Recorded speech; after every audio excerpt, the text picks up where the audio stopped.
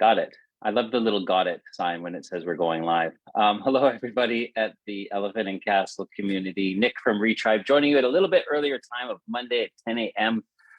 So we could have the wonderful and amazing Samantha Wood join us. Samantha is ex-military in the services, who's turned her hand into financial services and financial consulting. And also runs a podcast called Coffee and Comebacks, which we can talk about. But really, Samantha, I want to kind of fold into your role today too as a coach and a mentor, which I know we're both very passionate about that subject. So I'm really glad you can join us today. Thank you for joining us. How are you doing? I'm good, thanks, Nick. How are you? I'm getting into the Christmas spirit. What about you? Yeah, Christmas is upon us. I love it. I always sing a song. Christmas is my favorite time of year. I think it comes from like Fred Flintstone, one of the Flintstone cartoons where he sings "Christmas is my." I can't find it anywhere, but I just hum it. Christmas is my favorite time of year. Probably because I was the baby of the family as well, and I got spoiled. So, and now I can kind of turn this into being able to spoil a young family now. So I'm pretty happy. Yeah, it's nice, isn't it? Do you know what I love about Christmas? And we did ours at the weekend. I love Christmas lights. I just find them really uplifting, and I just love looking at different lights. So we got our lights out yesterday, which made me very happy.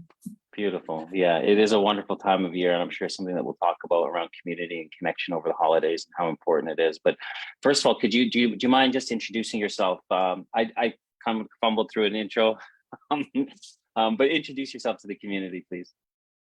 Yeah, and I know that feeling because, as you say, being a podcast host, you feel like you never quite do somebody justice in terms of their introduction. And I think I always find it really hard when people say, can you introduce yourself and who are you and what you're all about? But I guess to summarize who I am, yes, you're right. I joined the military at 16. I joined the army. It was something I always wanted to do. And maybe we can talk about some of the reasons for that as we go through the conversation. But after about 11 years in the army, so I served as a soldier first, then I went on to Sandhurst, became an officer and left after about 11 years. Then I went into financial services, and I'm now running Wood Mitchell Financial Planning. And the primary element of what I do is actually working with business owners, veterans, or people that are just leaving, or people that have been in sport and leaving sport, and really support them from a coaching perspective. So we work through life plans and coaching, but importantly, then be able to put in place financial plans that help them achieve their goals to do that. And obviously I can empathise because of my background. But I guess then this is where we'll find, that sort of, did I go from A to B really smoothly? No. Did I hit lots of walls and challenges and have setbacks and sideways moves? Yes. Personally and professionally. And I think that's where we get the most, is when we share back. Actually, we might feel like we've got ourselves to a place where we know what hat we're meant to be wearing, although I don't think we've ever got it all figured out. But right now I feel like I'm in a fairly good space with that. But that isn't always the case. And I think it's about being really honest about challenges that we all face, rather than say, hey, I've got it all sewn up. Yeah.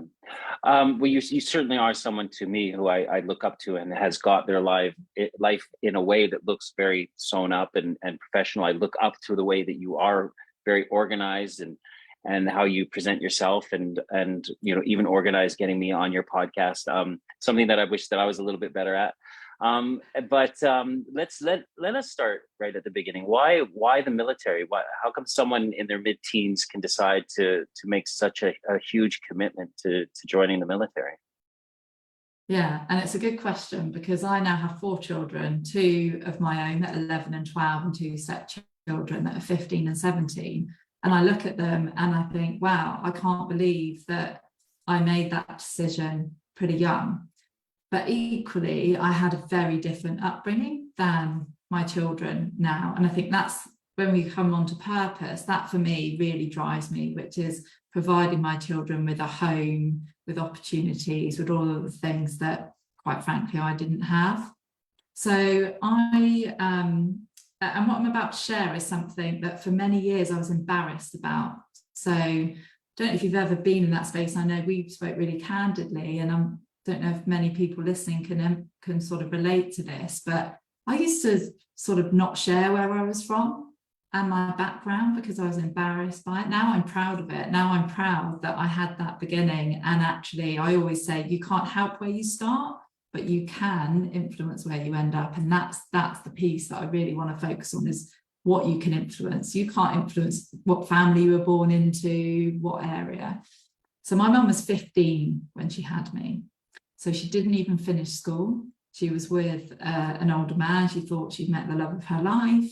So at 15 years old, she had a child. And then she had another child at 17. And then my dad left her. And my mum found herself not even 20 years old with 2 children, living in a council house with very little money. And I always remember her saying, if I'd have gone to work, I would have earned £1. Sorry, if I'd have claimed benefits, I would have earned £1 more than if I went to work. She said, but doesn't matter if it was £10, £100 more for me. She's like, I always needed to work. So my mum worked 3 jobs, and, you know, they were hard work jobs, you know, pubs, cleaning, you know, those sorts of things that you don't get much for. And I watched my mum graft really hard for not a lot and didn't have much. For whatever reason, and I don't know if it was just an innate thing, I became a runner. Might not think that now, I've had a lot of injuries, but, you know, one of the things I've always, I think, just been naturally good at is running. So I was competing at a high level. And then I was in a marching band, believe it or not. I found it, so like music, I was grade 7 piano and trumpet. So again, I found these things that I really channeled energy. And I think at an early age, I realized I was very competitive and I was always seeking high performance. So I didn't just want to play the trumpet. I needed to be the highest grade and go to the Royal Albert Hall and Wembley, which I did, and those sorts of things. I didn't want to just run. I wanted to be English schools and, you know, be the fastest 800-meter runner. And actually, one of the things, and I've met her now, but Kelly Holmes was a big inspiration for me. So she was an 800-meter runner. She came from quite similar sort of beginnings, and she joined the army. And I think I looked at the army as a way to become what I don't know how or why, and this is more in retrospect, but I felt like I had more in me. I felt like I needed to go out and do other things, and that I wasn't going to be able to do that where I was. So the day after my 16th birthday, I was off. First of all, that's an amazing story. And, you know, my heart just kind of just swelled up a little bit as you were talking about your mother. And when anybody talks about their mom, I always kind of just, I don't know, I get very emotional because my mom's no longer with me. But I reckon this is something that you said, you recognize your mom's work ethic. And I'm interested to know at what age were you going, wow, my mom is like working hard? Because I think that relationship with the mom is something that I'm interested, again, I'm just interested to know, because for me, it was very different. So how old were you when you were like, wow, my mom's a really hard worker? And when did you recognize it and kind of become empathetic towards it? And this is going to sound really awful, and I feel really bad saying it. And I'm actually going to see my mum tomorrow. We're going to have my wedding dress fitting tomorrow, and I'm taking her with me, which will be a really lovely day. But I don't think I really recognised that until I was an adult. For lots of reasons, you know, there'll be maturity. I think I also resented my mum to a certain degree. I think I sort of looked around and thought, we don't have anything. You know, my mum we didn't have a car. So all of my friends had to drive me to athletics competitions, or, you know, so I think, and there was a lot of distress from my dad leaving me at 5 years old. And again, this is looking back. And I remember the moment he left me, he gave, and that's how it feels actually. I'm just sort of thinking out loud really, but that's how he felt, that he left me. And I was a real daddy's girl, and he gave me a 20p mix up, got on his knees and said, I'll pick you up on Sunday. And my mum said every Sunday for weeks and months, I would sit on the doorstep and he never came. And that was devastating as a young child. I remember sitting on the stairs crying. My mum said, no, just go to bed, he's not coming. And just think, you know, he's my dad, you know, surely he's going to come back for me. And I think I carried that for a very long time, which meant that I probably resented my mum, I resented my life, and I just wanted to, you know, I was very headstrong and probably really quite selfish. You know, I said to my mum, I'm never going to get married, I'm never going to have children, I just want to be a soldier, and I'm going to, as soon as I can, I'm leaving home. That was my mentality. So there So was yeah, there was an idea of safety, I imagine, safety and consistency in going to the military. probably, and not really needing to having to face into the challenges my mum actually had, you know, and I look at that now, and I've actually had conversations with her now as an adult, as I've become a parent, and I've recognised that I guess I always used to think, oh, well, it's just me, you know, I've driven this is my hard work, this is, and then I think actually again with maturity, and it's, you know, I actually don't like myself for saying that, but I think I always thought it's down to me, and obviously a large element was, but equally, surely I got a large element of my work ethic from my mum. It's just in a different context, you know. I was up at 5 o'clock this morning, going to the gym before taking the kids to school, before, you know, I don't stop. That is my mentality. And I think I must have got that from my mum, because even though she was doing lower level, not professional jobs, if you like, she was bringing me up and my brother up in a really difficult circumstance. It's really your story too. I was actually, a friend of mine is Kelly Sutherton, the Olympic bronze medalist in heptathlon, and also 4x400. She's got 3 Olympic bronze medals, and she came from a single parent family, you know, growing up on a council estate on the Isle of Wight. And when I'm talking with her, she's got the same level of resiliency as you do. I'm very interested in the idea of resiliency. Is it something that can be taught? Is it something that can be learned, or is it something that is inherently in somebody? It seems to me like you had it, like she had it, like this determination to get up in the morning and do things, and then to this kind of single-mindedness. And I can't help but think that, you know, there is some sense of like, where does that come from? And I don't know, because I grew up with both parents, but I'm wondering if it is around this kind of idea of protection. I'm going to be this way because I don't want anyone to abandon me. I don't want to be, you know, left on a doorstep crying, you know, sorry. And that is going to make me cry if I go on about it a little bit more, but yeah. So is it this way of just blocking out this kind of this rejection, this abandonment, and going, I'm not going to let that happen to me, and then getting into a career where it's so built on community, like you live and die by each other, where you know you're not going to be abandoned by anybody. So again, I'm very interested in the idea of, where do we get resiliency from? Is it from a trauma, or is it something inside of us, or is it something that we can learn?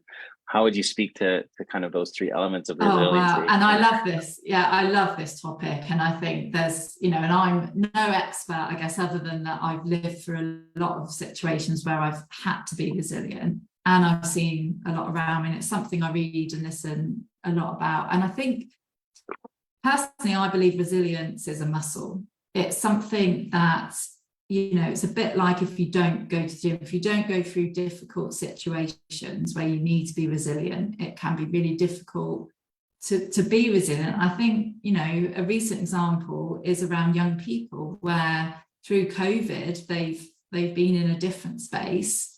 And, you know, and even with my daughter, my youngest daughter, who's 11, I think it's, you know, she had very much that sort of attachment piece. She was used to being around me all day, every day.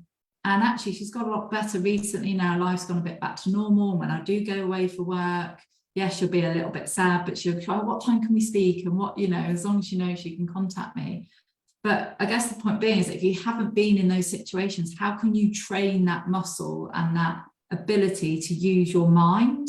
Because I think that's what resiliency comes down to, is, you know, reframing everything and actually being able to face into whatever the challenge is, accept it, as you and I have spoken about before, and then move forward.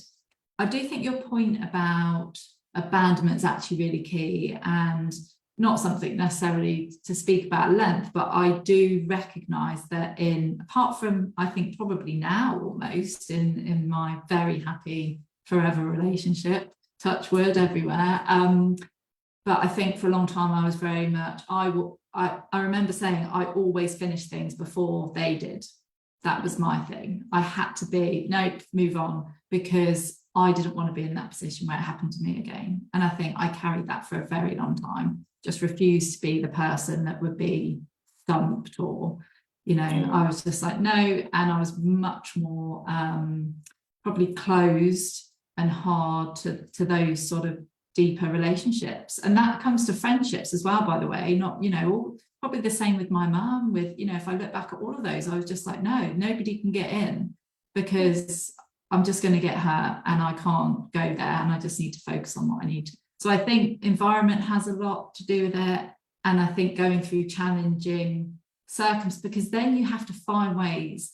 And I think if I go very quickly into something that was my deepest, darkest moment, was when my first son, George, died. So carried George for 9 months. It was his due date. And I woke up and I just knew.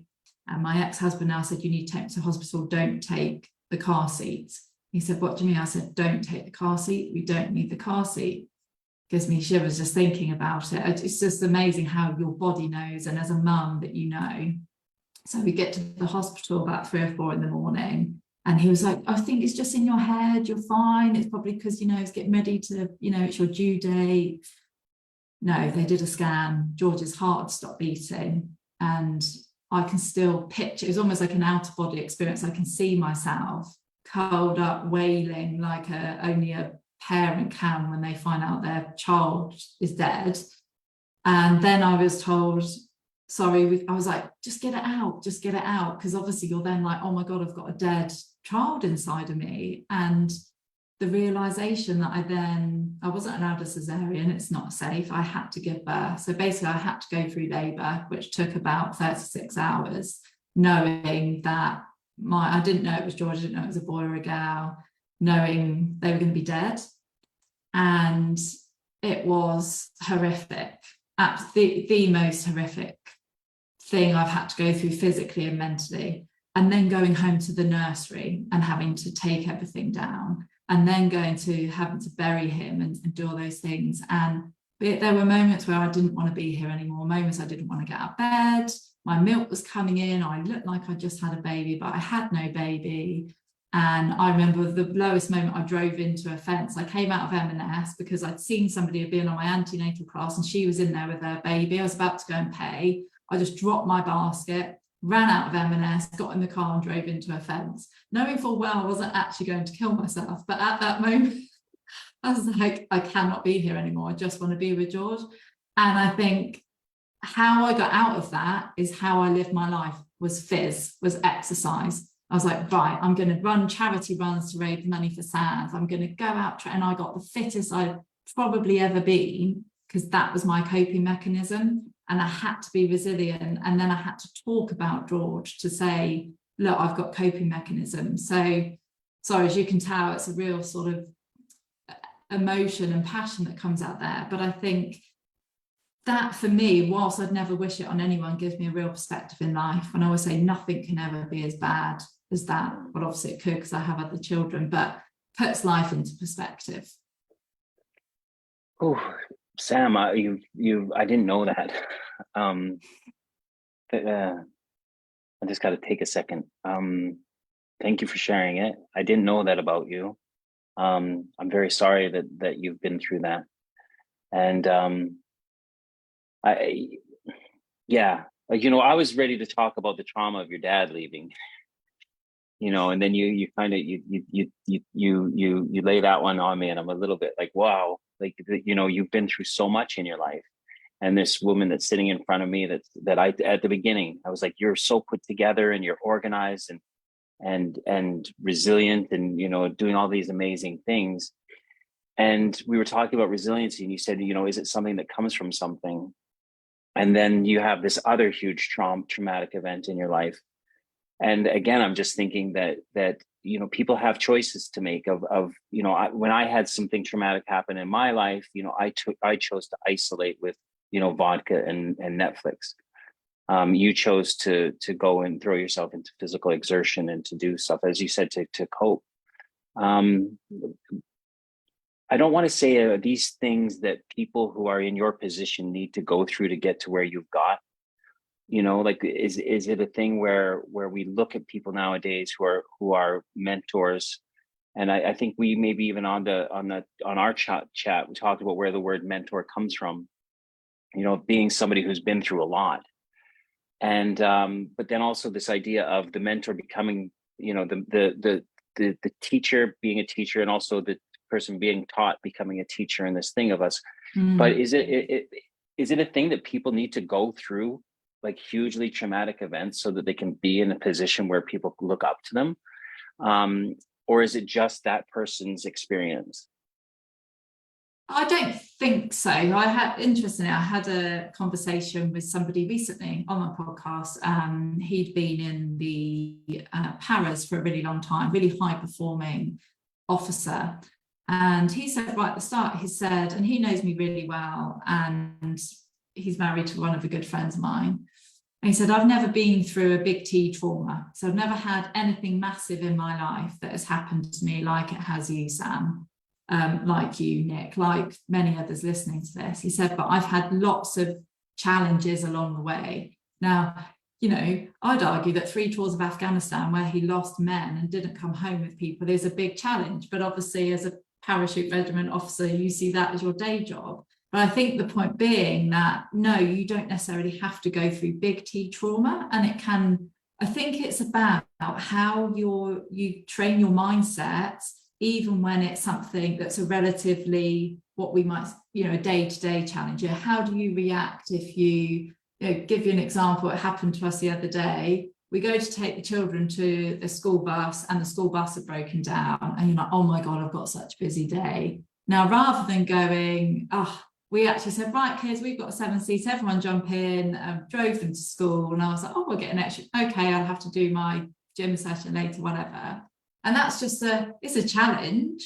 And it's one of those things that we might all face every day, but it's rather than getting stressed about it. And I think if you can train yourself to do that with small things, you can train yourself to do that with big things, and vice versa. And I think it all comes down to perspective. And I think a big element is about control. And it's what I always say to my children. An acronym that was once shared with me: event plus response equals outcome. You often can't control the event. If an event happens, you can't control it. But the outcome, that O, is going to be a direct result of the response. And you have an element of influence on that outcome with your response. And I think if we can all focus on what we can control in our response, the world would be a better place, rather than focus on the stressor, which can actually send us into a downward spiral.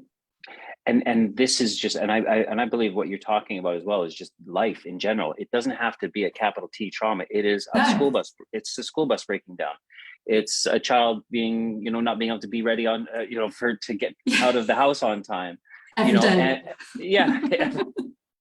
Or, just something happening. And this is how, life is going to happen. This is a big hot rock that's spinning through the universe at 24,000 miles an hour, and stuff is going to happen. And how do I want to show up today to deal with all of just life's challenges, but also life's beauty? And that's about becoming present. And I think that's what you say. It's like we have these tools, and it's like going to the gym. It's something that we need to be able to practice. It's not like I'm going to wake up today, I'm like, right, today's the day I'm going to be present for everything. Because it's really hard to be present with these things, isn't it? That's the problem. I think they're a big challenge, phones, but yeah. It is. And also, like, I want anyone to listen to, and Sam, my story, the things that, and it's something that in recovery, when people talk about the war stories about, guys and gals drinking and the consequences getting worse and ending up in jails or detoxes or hospitals. And then other people thinking, well, I wasn't there, so that must mean that I'm not that bad. And I celebrated a year of sobriety like 6 years ago in Toronto with a young gentleman who was 18. So I would have been 46. He was 18. And you get up and have a little talk when you get your 1 year medallion in front of the group. And this little kid rocked me with what he said. And all he said was, for any young people out here, and there was like 200 people in this room, I get emotional when I say this. He said, your pain is enough. Your pain is enough. And he took his medallion and he sat down, and everyone was just floored. And it's because his pain was his. My pain was mine. It doesn't matter about where we went to. It's what that it isn't the pain, it's what it does to our bodies, right? Like we talk about trauma. Trauma isn't the thing that happened to you. It's what happens to your body as a result of what happened to you. So the capital T traumas, little t traumas, our bodies get affected.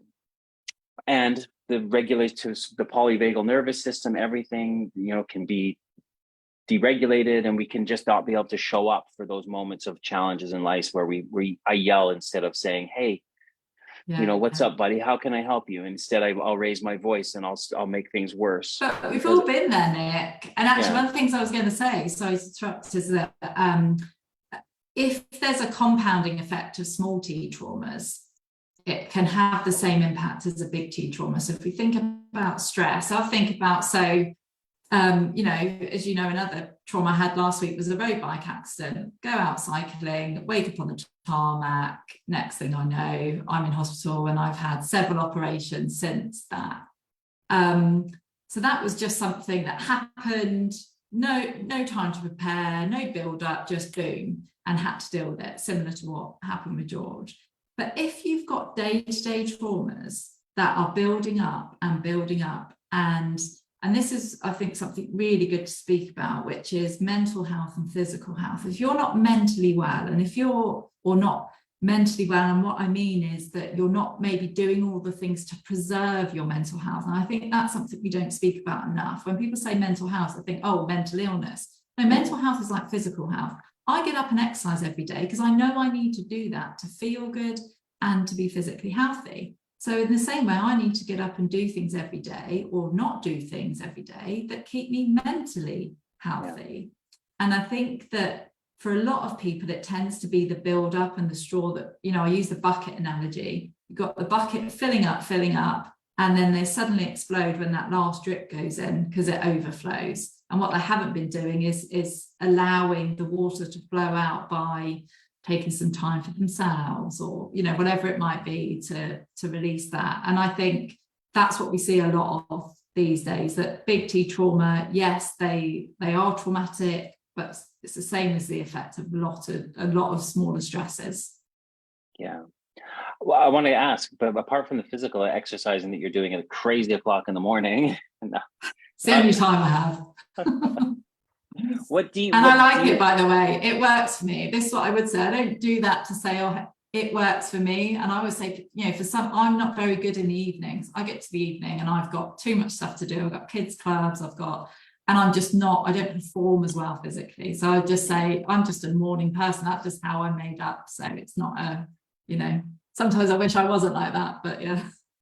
So what other things do you do that help you, that are in your toolkit to help you deal with the little T's all day long and the challenges that you face? Yeah, good question. I think there are a number of different, and they're just basics. This is what I always say to people: keep things simple. It's not about having big plans and doing specific. I'm not particularly good at doing things like mindfulness or meditation. It's just not something I'm very good at. So I've tried to get better at it, but I also try to say, right, am I every day taking some time for myself where I can? And sometimes that time is 10 minutes, sometimes that time is 2 hours, it depends. But it is really, so I plan in my work diary is my training time. So it will say gym, run, swimming, whatever, it's in there. My commitment to myself and my physical and mental well-being is as important as my commitments to my clients and my children. So I think that's number one, is that I've learned to say, I was terrible at this for a period of time when my children were young. It was all about them. And I didn't look after myself very well. And I would say I wasn't the best version of myself because of that. Whereas I should put myself on that level. So I think that's the first thing. I think the other thing is about finding things that help you relax. So for me, whether it's walking, swimming, I find really great for my mind. It's sort of, taking the dog out, those sorts of things. So the other thing is how I deal with things when they come in. So, I look here, and this is something I see a lot when people say about time management and prioritization, and they get really stressed because they've got, I don't know about you, but do you have a massive to-do list? Not too bad. I can't. Okay. Well, I purposely keep mine very, very small because otherwise I get very daunted with it. 100%.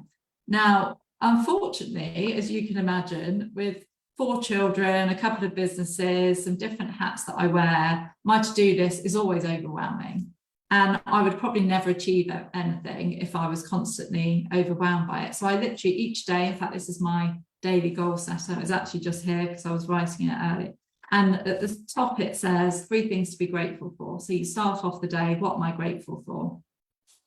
Then it's about daily affirmations, I am. So you're saying something good to yourself. You're reminding yourself some positive things. And then it has the task for the day. So I look back over my task for the other day. And then what I do is I take a post-it note and I write down only 3 things. And it goes on my desk. Once I've done those 3 things, I screw it up. I open my book. I take another 3 things. Sometimes I don't open my book and the only thing I've done is that one post-it.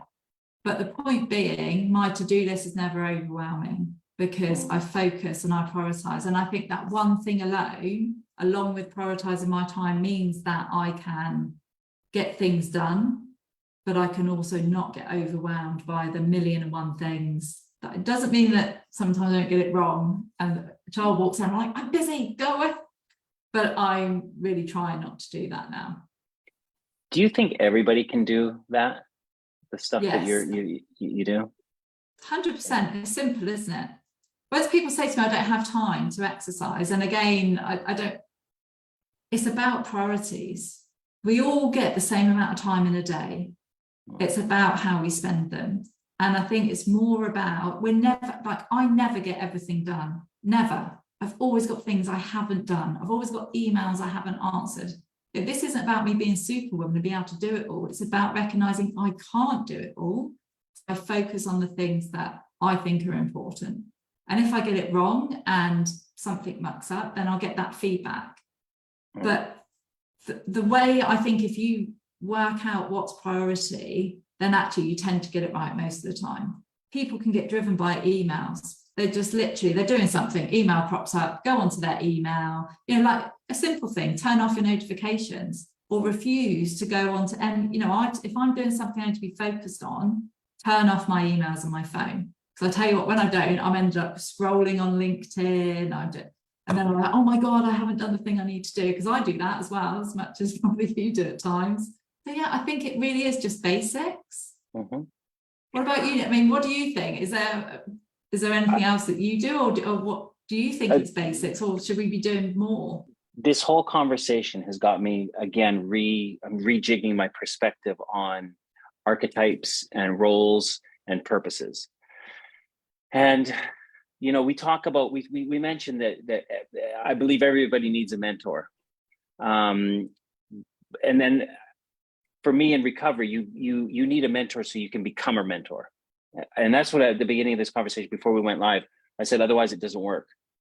Because in recovery, you need to be able to give help and receive help. And I think we talked about that on your podcast. But then I've been like listening to some speakers talk about archetypes. And again, I always kind of really am interested in my business and the fact that we were always tribal. We evolved as tribes, hunter-gatherer tribes, where you know people had a purpose in the tribe, where they were contributing to the tribe. But there were archetypes. There was the hunters and the warriors and the, you know, and we went through all of them: the childbearers, the wet nurses, the shamans, the doctors, the guards. And I'm wondering whether or not like the tools that we have today are designed more for ourselves and you know, to be able to fulfill our purposes. And then do those tools need to be adapted for different personality types? You know, and that's what I'm, you know, like, because like you say, not everybody has the personality to get up at 5 a.m. and do your stuff. And maybe that was your role within your tribe. Maybe you were the early riser to keep an eye out for any kind of hunting that could take part. That was your kind of archetype. Your DNA is designed for you to be an early riser. But then I'm in bed at 9 o'clock when everyone else is having to keep watch. Yeah, and then the night owls were up, and they were key, and their eyes were designed to tune in at the dark, and to, you know, and to listen for certain things. And it's just very interesting to know that. Have you ever been walking down, say, Oxford Street, and you'll see the same person at different ends of the same look, same cheek structure, lip structure, nose, And you're like, well, there's only, and I've seen it so many times, there's only so many different looks. Like there are only so many different personalities and archetypes and roles. And I think that in using these tools, or having these tools designed for us to help us deal with life's challenges, I'm wondering whether or not there could be tools that design people to find a purpose.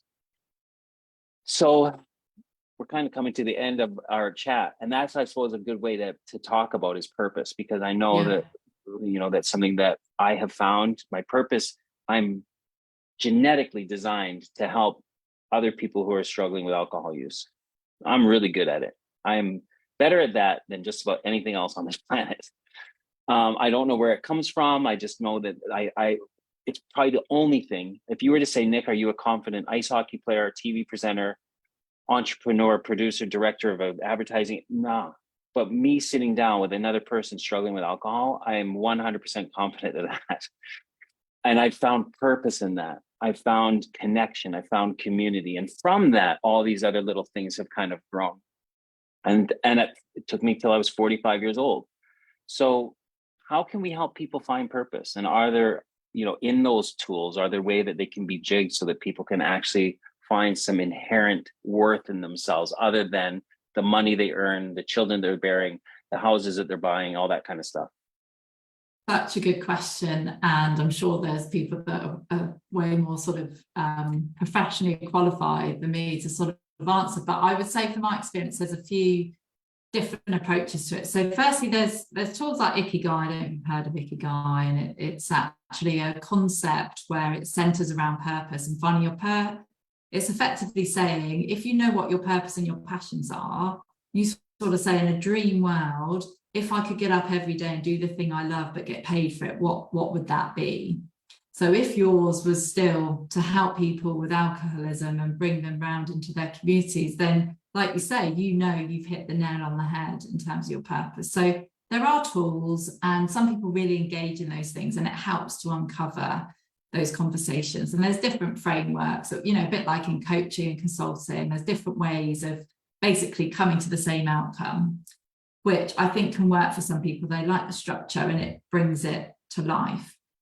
But I think there's also simpler ways of doing it as well. So, to give you an example, with my clients that I work with as a wealth manager, my starting point is a life map.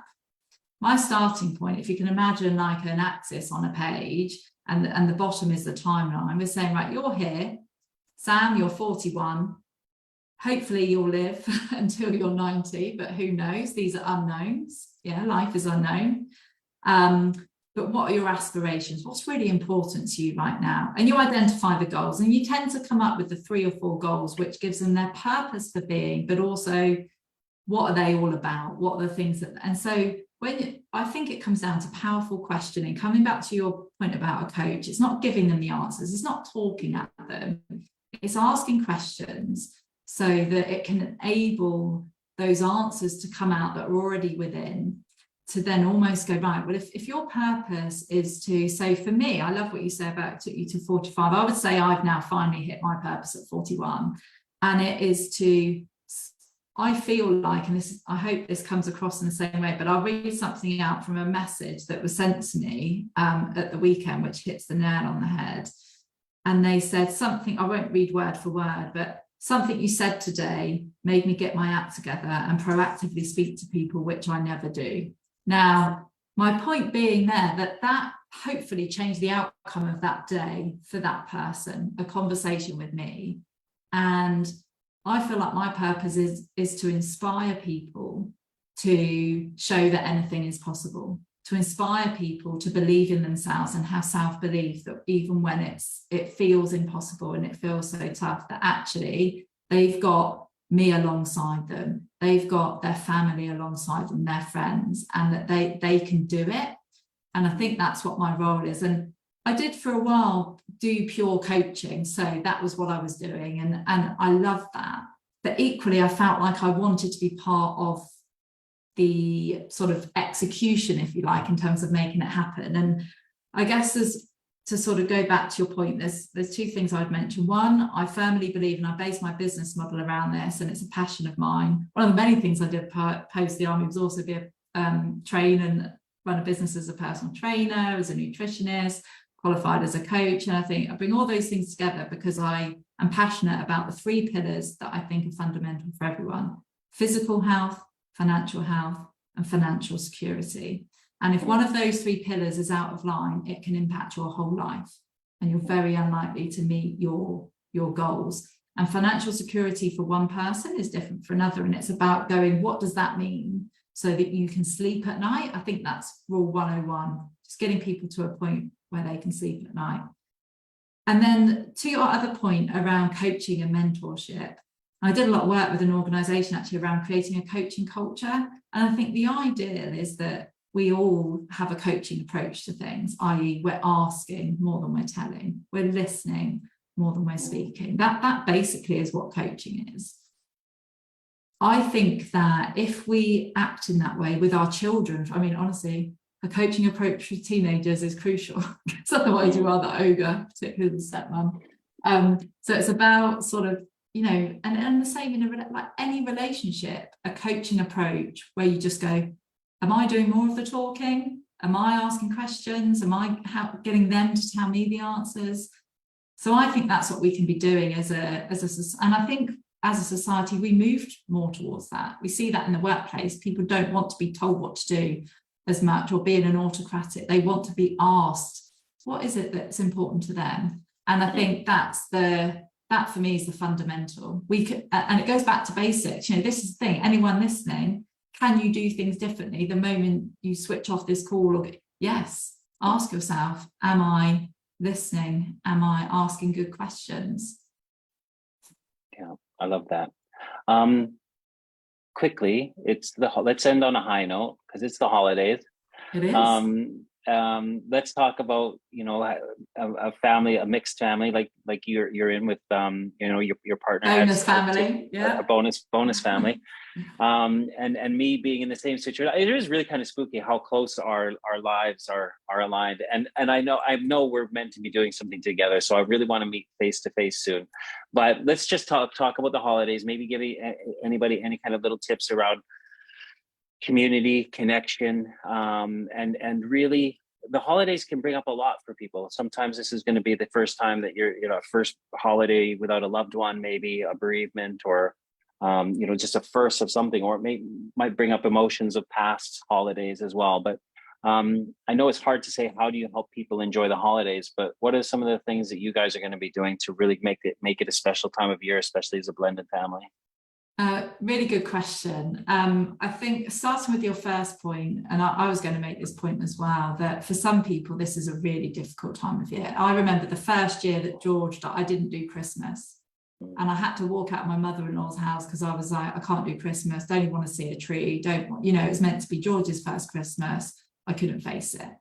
So I think sometimes it's recognizing that, hey, if somebody seems a bit bar humbug, they might have a very deep reason why. So if that's how they feel, that let them do that and not throw that in their face.